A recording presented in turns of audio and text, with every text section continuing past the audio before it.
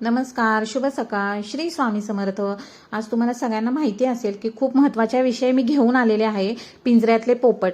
तर आता सगळ्यांनीच पिंजऱ्यात पोपट पाहिले असतील, पण तो जो पोपट आहे ना, तो बाहेरून पाहताना इतका सुंदर आणि गोड वाटतो। पण फक्त ना कल्पना करा की समजा आपल्याला एखाद्या म्हणजे छोट्याशा खोलीमध्ये बंद केले, बाहेर फिरता येत नाहीये किंवा मित्रांना भेटता येत नाहीये, मनासारखं जगता येत नाही, तर काय होईल? जसं की कोरोनामध्ये काय परिस्थिती झाली हे सगळ्यांनाच माहिती आहे। तर मग ह्या पक्ष्यांना सुद्धा आपल्याला पिंजऱ्यात ठेवण्याचा काही अधिकार नाहीये। कारण कसं आहे ना की आपण त्यांना पिंजऱ्यात ठेवतो, ह्याचा अर्थ आपण त्यांचे स्वातंत्र्य हिसकावून घेत असतो। पक्ष्यांचा ना खरं तर आनंद कसा आहे की मोकळ्या आकाशात आहे, झाडांच्या फांद्यांवर आहे, इकडे तिकडे उडण्यात आहे। हा तर त्यांचा एक नैसर्गिक आयुष्याचा खरं तर भागच आहे। आता अनेक जण आहेत की जे प्रेमापोटी पक्षी पाळतात, त्यांना असं वाटतं की आपण आहे ना त्यांची खूप काळजी घेऊ, त्यांना खायला देतो, पाणी देतो, त्यांची छान छान काळजी घेतो। पण खरं सांगू का तुम्हाला, निसर्गातल्या आहे ना प्रत्येक जीवाला आहे ना परमेश्वराने स्वातंत्र्य दिलेलं आहे। जसं की माशांसाठी पाणी, प्राण्यांसाठी जंगल आणि पक्ष्यांसाठी खरं तर आकाश आहे। आता ह्या पक्ष्यांना आपण दाना पाणी देतो, ह्याचा अर्थ आपण त्यांना पिंजऱ्यात ठेवत नाहीये।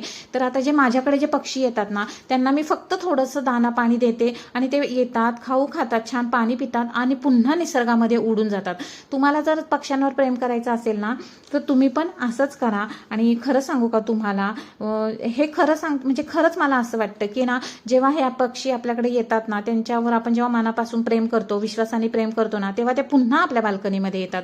आता हा पोपट जो आहे तुम्ही खाली पडलेला पाहिला असेल, तर असं माझ्याकडे रोज होतं। मी जसं की सांगितलं होतं तुम्हाला की हे खूप सारे पोपट येतात, एकमेकांशी भांडतात, शेपट्या ओढतात, एकमेकांच्या पायाला चोचीने चावतात फीडरवर बसल्यावर, आणि एखादा दुसरा पोपट खाली पडतो। कधी कधी तर 3-3 पोपट सुद्धा खाली पडतात आणि ह्यांना पुन्हा मात्र मी निसर्गात सोडते। पण मला ना काय होतं की त्यांना हाताने पकडायला खूप भीती वाटते। त्यांना मी हातावर घेते छान खाऊ खायला, पण असं हाताने सोडताना भीती वाटते ना, म्हणून मी त्यांना काठीवर घेते आणि पुन्हा आकाशात सोडते। पण तुम्हाला सांगू का, ते फिरून परत येतात बरं का, असं नाहीये की ते पळून जातात। तर एवढं प्रेम करा आणि एवढा विश्वास आपल्या म्हणजे जो पक्ष्यांचा जो विश्वास आहे ना आपल्यावर, तो इतका पाहिजे की त्यांना सुद्धा माहिती झालेलं असतं की ह्या घरातले जे काही सदस्य आहेत ते आपल्याला काहीच करत नाहीत।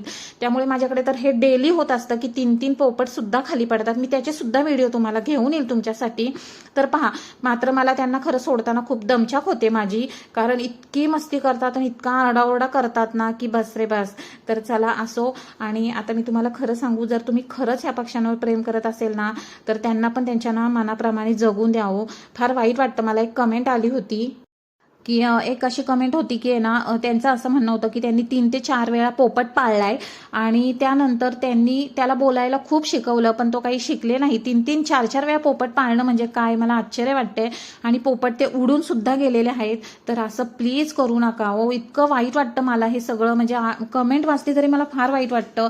तुम्ही ना पहा, या निसर्गातल्या पक्ष्यांवर प्रेम करा। त्यांना तुम्हाला असं वाटत असेल ना की ह्यांना बोलता येत नाही, अहो ह्यांना बोलता येत नसलं ना तरी ह्यांना खूप भावना आहेत, त्यांना सगळं समजतं। इकडेच्या फीडरवर ये की ते इकडच्या फीडरवर येतात, हातावर ये तर हातावर येतात।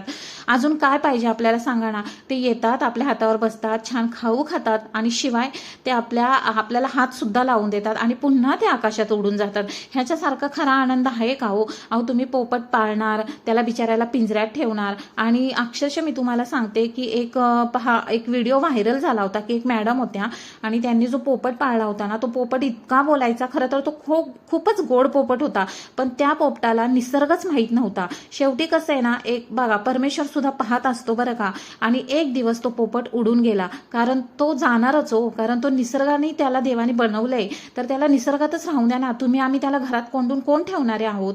तर तो पोपट मात्र त्या मॅडमनी इतके व्हिडिओ व्हायरल झालेले आहेत त्या पोपटापासून, आणि शेवटी तो गेला, तो परत आला नाही। आणि खरं सांगू तुम्हाला, हे जे इतर पक्षी असतात ना, ते काय करतात, ह्या पोपटांना ना, म्हणजे जे पोपट असतात ना पाळलेले, त्यांना त्यांच्यामध्ये घेत नाही। कारण माझ्याकडे सुद्धा असे 1-2 वेळा पाळलेले पोपट आले होते आणि ते मिठू मिठू बोलत होते, शिट्ट्या मारत होते। मी त्यांना असं खाऊ द्यायला जवळ गेले ना की हे पोपट काय करायचे, त्याला मारायचे आणि म्हणजे त्याला जवळ येऊन द्यायचे नाहीत माझ्या, पहा।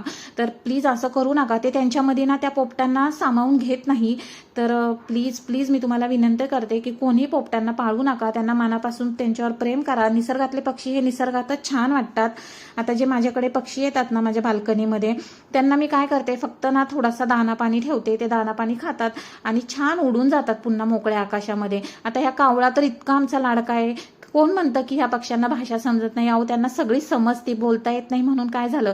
आता जसं की त्याला आंबा खायचा होता, तर त्याला मी पहिल्यांदा आंबा दिला, तर त्याला घेऊन जायचा होता, पण मी म्हटलं नाही, तू इथेच येऊन खा. आणि तो इथं येऊन छान आंबा खायला त्याने, कारण काय होतं ना मग इतर पक्ष्यांना पण खायला मिळतं ना, म्हणून मी त्या आंब्याची फोड तिथंच ठेवली. की जसं की बुलबुल सुद्धा खूप आवडीने खातात आंबा दिला की, फळं तर खूप आवडीने खातात. पहा माझ्याकडे कितीतरी व्हिडिओ आहेत की पोपट सुद्धा आंबा असेल किंवा केळ असेल तर ही सगळी फळे खूप आवडीने खातात. तर आता मी तुम्हाला खरंच सांगते आणि खूप मनापासून विनंती करते की प्लीज तुम्ही पोपट जे आहेत त्यांना पिंजऱ्यात ठेवू नका. या निसर्गातल्या पक्ष्यांवर तुम्ही इतकं प्रेम करा की ते तुम्हाला विसरले नाही पाहिजेत. मी मागेही सांगितलं की मी एवढे दिवस नसताना सुद्धा हे पक्षी मला अजिबात विसरत नाही. तेवढंच प्रेम ते मी आल्यानंतर सुद्धा माझ्यावर करतात.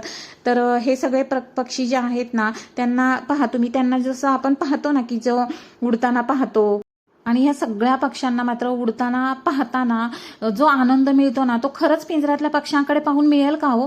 कशाला त्या निष्पाप जीवाला असं पिंजऱ्यात पकडून ठेवता मला कळत नाही. नका असं करू प्लीज, मी तुम्हाला विनंती करते. आणि खरं सांगू, हे सगळे पक्षी जेवढे निसर्गातच छान दिसतात आणि इतकं इतकं प्रेम करा तुम्ही पक्ष्यांवर, इतकं प्रेम करा की ते स्वतःहून तुमच्या जवळ आले पाहिजेत. सुरुवातीला थोडासा वेळ लागेल पण ते नक्कीच तुमच्या जवळ येतील.